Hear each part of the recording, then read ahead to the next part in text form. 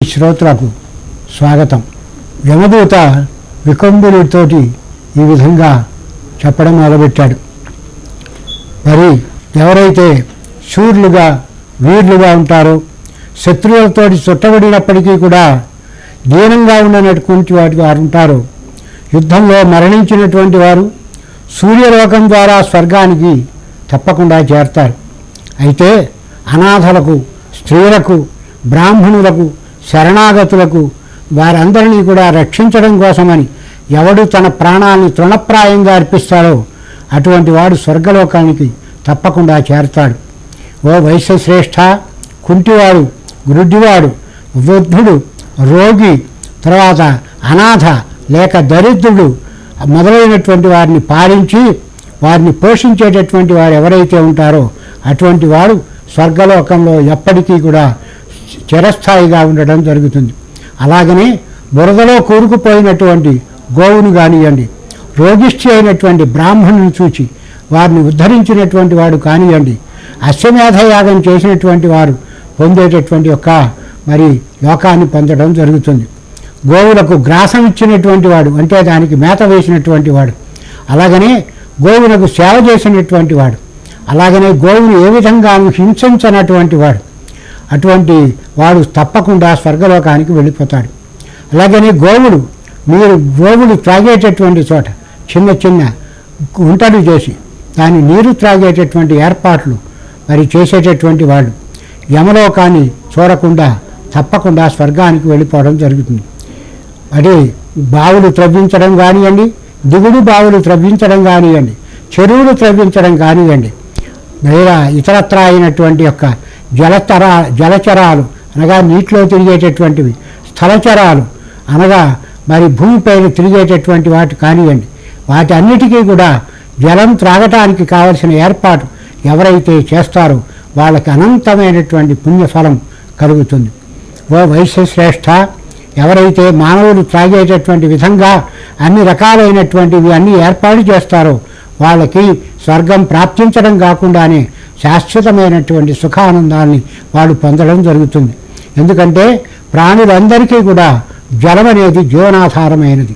అటువంటి జలం లేకుండా ప్రాణులు అనగా ఈ ప్రకృతిలో జలము లేకుండా కానివ్వండి, నీరు లేకుండా, మరి అలాగనే గాలి లేకుండా కానీ ఏ ప్రాణి కూడా నివసించలేదు. అందువల్ల దాహాన్ని తీర్చడానికి ఏర్పాటు చేసినటువంటి వారు స్వర్గానికి తప్పకుండా చేరి అక్కడ ప్రకాశించడం జరుగుతుంది. ఒక రావి చెట్టు, ఒక నిమ్మ చెట్టు, ఒక మర్రి చెట్టు, అలాగనే 10 చింత చెట్లు, 3 చొప్పున వెలగ, రేగు, విసిరిగ చెట్లు, 5 మామిడి చెట్లు ఎవరైతే నాటుతారో అటువంటి వాడు నరక దర్శనం చేయవలసినటువంటి అవసరం ఉండదు. ఎప్పుడు స్వర్గలోకానికి వెంటనే చేరడం జరుగుతుంది. 10 మంది చెడ్డ పిల్లలు కావాలనుకోవడం కన్నా 5 వృక్షాలు నాటడం చాలా మంచిది. వరం భూమిర్వాహ పంచ నతు కోష్ఠ రుహా దశ. ఎవరైనా సరే 5 మంచి వృక్షాలు నాటితే చాలా సంతోషం 10 మంది చెడ్డ పిల్లల్ని కనడం కంటే. అందుకని మరి ఈ ఫల పుష్ప పత్రాలన్నీ కూడా తమ యొక్క వేద ద్వారా తమ పితరులకు తృప్తిని కలిగిస్తాయి. కాబట్టి చెట్లు నాటడం చాలా అవసరం. వృక్షో రక్షతి రక్షిత అనే మాట అందుకనే అంటున్నారు కదా. మార్గంలో దట్టమైన నీడనిచ్చే చెట్లను నాటించినటువంటి స్త్రీ తన పుత్రులను అగ్నిలో దహించవలసినటువంటి అవసరం ఉండదు. అంటే పుత్రులను కోల్పోదు అన్నమాట. చెట్లను నాటించేటటువంటి వారు, దానాలు చేసేటటువంటి వారు, యజ్ఞాలు చేసేవారు లేక చేయించేటటువంటి వారు ఎల్లప్పుడూ సుఖవంతులై ఉంటారు. మార్గంలోని ఫల పుష్ప భరితమైనటువంటి చెట్లను కొట్టించేటటువంటి మూఢులు ఎల్లప్పుడూ కూడా మరి నరకలోకంలో పడి బాధలు అనుభవించవలసిన అవసరం ఏర్పడుతుంది. మరి తులసి వృక్షం అత్యంతమైనటువంటి విశేషమైన వృక్షం. తులసి వృక్షాలను ఎక్కువగా నాటేటటువంటి వారు యముని దర్శించేటటువంటి అవసరమే ఉండదు. ఎందుకంటే తులసి వనం చాలా పవిత్రమైనది. అందుకనే దానిని బృందావనంతో సమానం అంటారు. సమస్త కోరికలను తీరుస్తుంది. అది సర్వ పాపాలను కూడా ఈ తులసి వనం హరిస్తుంది. ఓ వైశ్యశ్రేష్ఠ, ఏ ఇంటిలో తులసీవనం ఉంటుందో ఆ ఇంటిని పవిత్రమైనటువంటి తీర్థ స్థలంగా భావించాలి. ఆ ఇంట్లోకి యమదూతలు కూడా ప్రవేశించలేరు. తులసీవనం నాటించినటువంటి వ్యక్తి ఆ చెట్లకు ఎన్ని దళాలు బీజాలు ఉంటాయో అన్ని వేల సంవత్సరాలు పాటు దేవలోకంలో ఉండటం జరుగుతుంది. తులసి గంధం వాసన చూచినటువంటి వారు తమ పితరులను తృప్తిపరిచినటువంటి వారు అవుతారు. వారికి గరుడారూఢుడైనటువంటి చక్రపాణి అంటే విష్ణుమూర్తి తన లోకంలో నివసించేటటువంటి అవకాశం కల్పిస్తాడు. ఓ వైశ్యరాజా, నర్మదా నదీ దర్శనం, గంగా స్నానం, తులసీవన సంస్పర్శనం ఈ మూడు సమానమైనటువంటి పుణ్యాన్ని ప్రసాదిస్తాయి.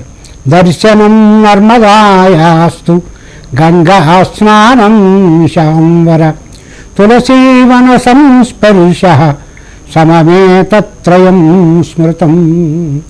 తులసీ వృక్షాలు నాటినప్పటికీ, పోషించినప్పటికీ, నీరు పోసినప్పటికీ, లేదా దర్శించిన లేదా ముట్టుకున్నా కనీసం వాటికి మరి మనోవాక్కాయ కర్మలతో వారు చేసినటువంటి మానవుడు చేసినటువంటి యొక్క పాపాలన్నీ కూడా పోగొట్టుకుంటారు.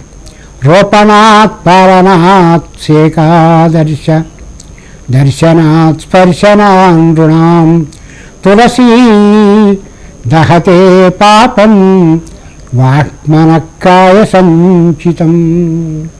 ఓ వైశ్యశ్రేష్ఠ, ప్రతి ద్వాదశి నాడు బ్రహ్మాది దేవతలు కూడా తులసి వన పూజనం చేస్తారు. మణులు, బంగారు, పూలు, ముత్యాలు ఇవన్నీ ఒక్క తులసీ పత్ర పూజలో 16వ వంతు కూడా సమానం కావు. 1000 మామిడి చెట్లు, 100 రావి చెట్లు నాటించినటువంటి ఫలం ఒక్క తులసీ వృక్షం నాటిస్తే కలుగుతుంది. విష్ణు పూజలో నిమగ్నుడైనటువంటి వాడు తులసీ వృక్షాలు నాటించినటువంటి వాడు 11,000 సంవత్సరాల పాటు స్వర్గలోకంలో నివసిస్తాడు. తులసి మాలతో నారాయణ్ణి సేవించినటువంటి వాడు ముక్తిని తప్పకుండా పొందుతాడు. అతడు మరల గర్భావాసం అనగా మళ్ళీ పుట్టవలసినటువంటి పునరపి జననం పునరపి మరణం పునరపి జనని జఠరే శయనం అనేటటువంటి అగత్యం అతనికి ఏర్పడదు. పుష్కరాది సర్వతీర్థాలు కూడా, గంగాది సమస్త నదులు, వాసుదేవాది సమస్త దేవతలు కూడా తులసీ దళంలో నివసిస్తాయి. అందుకే తులసీదళ పూజ చాలా శ్రేష్టమైనదని అంటారు. పుష్కరాదీని తీర్థాని గంగాద్వాహి సరితస్తథా వాసుదేవాదయో దేవా వసంతి తులసీదళే. తులసీ వృక్షాన్ని నాటించినటువంటి వాడు, తులసీ దళాలతో విష్ణువుని పూజించినటువంటి వాడు ప్రసన్న చిత్తంతో ఆ భగవంతుని మీ సమీపాననే నివసిస్తారు. అదే భగవంతుని సామీప్యంలో నివసించడం. ఈ సామీప్య ముక్తి అంటారు. అలాగనే శివలింగ విశేషం గురించి కూడా తెలుసుకుందాం.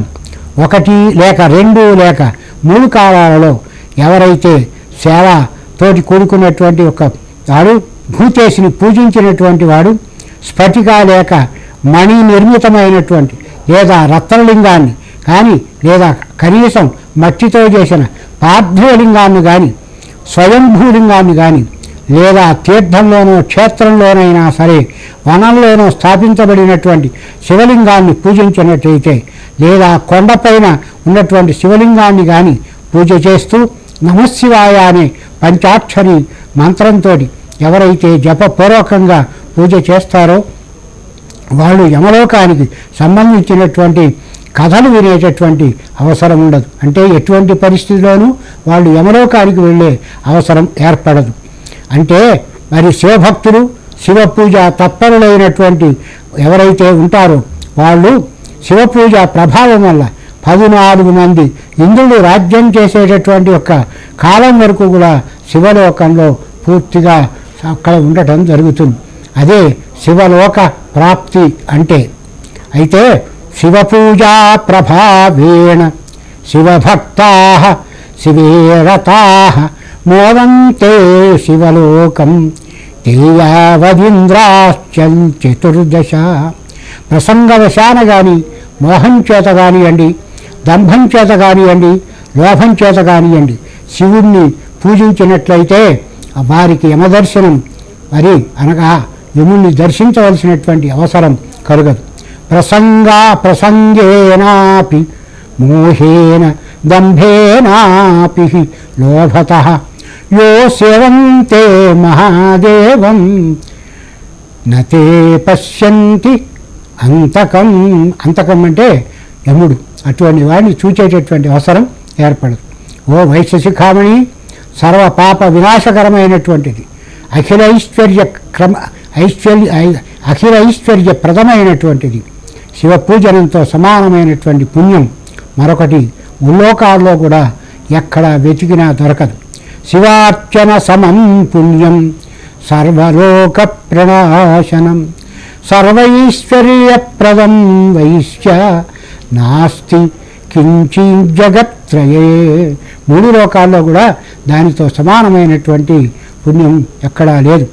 శివభక్తి పరాయుండై ఎవరైతే ఉంటాడో అటువంటి వారికి, కొంతమందికి సాధారణంగా శివభక్తి పరాయుండై ఉండినటువంటి వారికి విష్ణువు మీద ద్వేషం ఉండటం సహజం. ఎవరైతే అలా ఉన్నారో వెంటనే వాడు నరకంలో పడటం ఖాయం. శివభక్తి ప్రకుర్వాణా ఏ ద్విషంతి జనార్దనం తేషాం నిరయ పాతస్తు తత్కాలేన ఉదాహృతః. అటువంటి వాడు తప్పకుండా మరి యమలోకానికి చేరడం ఖాయం. ద్రవ్యం అంటే ధనం, అన్నం, ఫలం, జలం, శివుడికి సంబంధించినటువంటి ఏవైనా సరే ఎప్పుడు కూడా వాటిని తాకకూడదు. వాటినే శివ నిర్మాల్యం అంటారు. వాటిని స్వీకరించకూడదు. ఒకవేళ ఈ నియమాన్ని ఉల్లంఘించి ఎవరైనా స్వీకరించడానికి స్వీకరించవలసి వచ్చినప్పటికీ వాటిని స్వీకరించి వెంటనే ఒక నూతిలో పడవేయవలసినటువంటి అవసరం ఉన్నది. ద్రవ్యం అన్నం ఫలం తోయం శివస్వం అంటే శివుని యొక్క పదార్థమై, శివుని యొక్క సంపద. కాబట్టి శివస్వం నస్పృశేత్ క్వచిత్ నిర్మాల్యం నైవ సంలంఘేత్ కూపే సర్వం తక్షిపేత్. చివరికి కూపంలో అనగా నూతిలో వేయవాలి. లోభం చే కానియండి, లేదా మోహం చే కానియండి, లేదా వశీభూతుడై దోమకాలు పరిమాణం కలిగినటువంటి శివ నిర్మాల్యం గ్రహించినా సరే అతడు కల్పాంతం వరకు నరకంలో దుఃఖాలు అనుభవించవలసినటువంటి అగత్యం ఏర్పడుతుంది.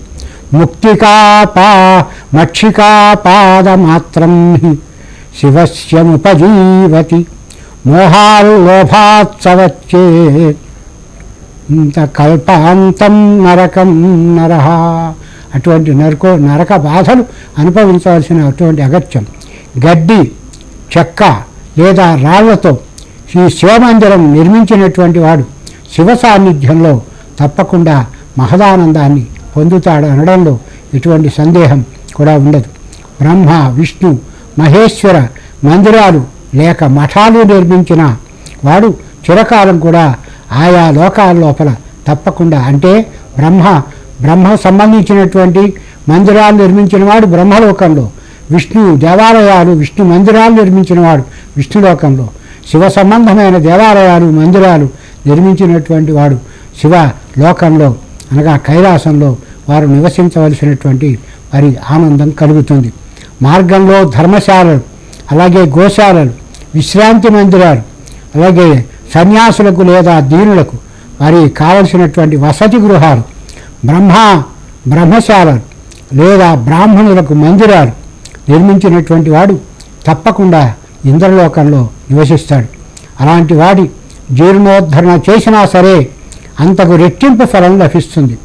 అలాంటి వాటిని భగ్నపరిస్తే మాత్రం అతడు తప్పకుండా నరకానికి పోతాడు. అంటే వాటికి ఏదైనా విఘాతం కలిగించినా లేదా ఆ పనులకు ఎటువంటి ఆటంకాలు కలిగించినా అతడు తప్పకుండా నరకానికి వెళ్ళడం జరుగుతుంది. లోభం చేత కానివ్వండి, ఆ మోహం చేత కానివ్వండి, దేవ బ్రాహ్మణుల ఇతర మఠాలకి అధికారి ఎవరైనా కావాలనుకుంటే అటువంటి వాడికి సర్వధర్మ కార్య బహిష్కృతునిగా చేయాలి. ఎందుకంటే మఠం యొక్క పత్రం, ఫలం, జలం లేక అన్నం మొదలైనటువంటి ద్రవ్యాల్ని భక్షించినటువంటి వాడు 21 నరకాలలో దుఃఖాలని అనుభవించవలసిన అగత్యం ఏర్పడుతుంది. తన పుత్రులతో పశువులతో బంధువులతో కలిపి నరకానికి పొదల్చినటువంటి వాడు దేవతలపైన గోబ్రాహ్మణులపైన అధికారి కావాలనుకుంటాడు. అలాగనే మఠాధిపతుల అన్నం తినాలని అనుకుంటాడు. కాబట్టి అటువంటి అన్నం కూడా అయోగ్యమైనటువంటిదే. అలాంటి భోజనం చేసినట్లయితే తరువాత అతడు చాంద్రాయణ వ్రతం ఆచరించాలి. చాంద్రాయణ వ్రతం అంటే చంద్రుని యొక్క కళలను బట్టి మనం భోజనం చేయడం. శుక్లపక్షంలో పాడ్యమి నాడు ఒక ముద్ద, విదే నాడు రెండవ ముద్ద, తృతీయ అలాగనే తదియ నాడు మూడవ ముద్ద, చివరికి పౌర్ణమి నాడు 15 ముద్దలు, మరి బహుళపక్షంలో పాడ్యమి నాడు 14, అలాగనే విదే నాడు 13, చివరికి అమావాస్య నాడు ఏమీ భోజనం లేకుండా అతడు కాలక్షేపం చేయాలి. ఇది చాంద్రాయణ వ్రతం అంటారు. ఇది చాలా పవిత్రమైనటువంటి వ్రతంగా పెద్దలు చెప్తారు. అటువంటి వ్రతం ఆచరించినట్లయితే తప్ప అతడికి ప్రాయశ్చిత్తం జరగదు. అవో వైశ్య, మఠపతిని స్పృశించితే కూడా సచేల స్నానం అనగా తాను కట్టుకున్న బట్టలతోటే అతడు స్నానం చేయవలసిన అగత్యం ఏర్పడుతుంది. సూర్య, చండిక, విష్ణు, మహాదేవుడు లేదా గణేశుని యొక్క ద్రవ్యాలను భక్షించినటువంటి వాడు తప్పకుండా నరకానికి పోతాడు. బ్రహ్మ, విష్ణు, మహేశ్వరుల పూజ కోసం పుష్పవలాలను నాటినటువంటి వాడు చాలా ఆనందాన్ని పొందుతాడు. ఎందుకంటే ఆ పువ్వుల చేత తప్పకుండా ఆయా భగవంతుడు మరి పూజింపబడతాడు. కాబట్టి ఆ ధన్యుడు దేవలోకంలోనే నివసిస్తాడు. మరి పితృదేవతల యొక్క దేవతల అతిథుల పూజ ఎల్లప్పుడూ చేసేటటువంటి వాడు ఉత్తమోత్తమైనటువంటి బ్రహ్మలోకంలో నివసించడం జరుగుతుంది.